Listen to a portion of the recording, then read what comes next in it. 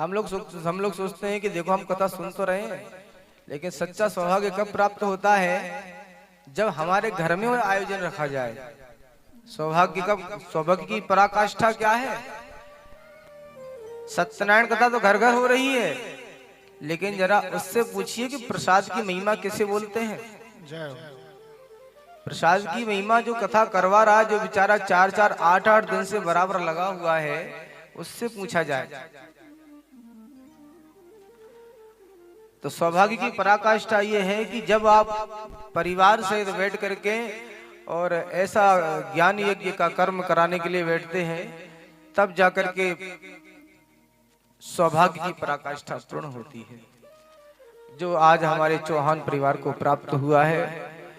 हमारी माताजी ने एकादशी के व्रत किए। एकादशी का भी अपना महत्व है। जो प्रादुर्भाव है वो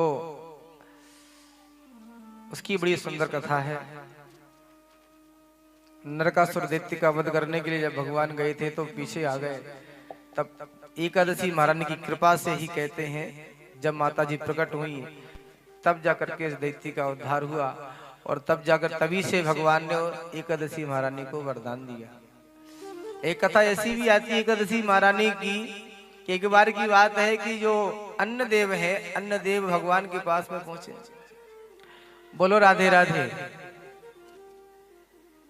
अन्न देव भगवान के पास में पहुंचे, वो बोले कि ये जो सारा संसार है ना, इसका बस एक ही कार्य है। क्या कार्य है? बस जहां मौका मिला और बस मैं ही दिखता हूं सामने।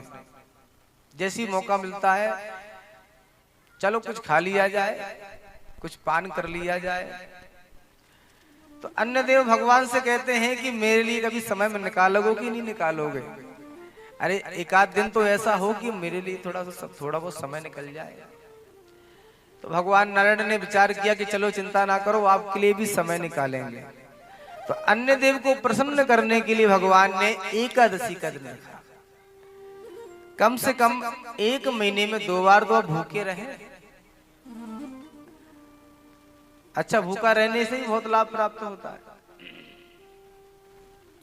भूखे रहने से सबसे बड़ा लाभ तो ये होता है जो अंदर की मशीनें होती हैं ना, वो साफ हो जाती हैं बिल्कुल, वरना लोड बराबर बना रहता है और उसी से कई बार तो दिक्कतें आने शुरू हो जाती हैं। इसलिए एकादशी महारानी का निर्माण किया गया ताकि हम भूखे रहे, फिर भी व्यक्ति नहीं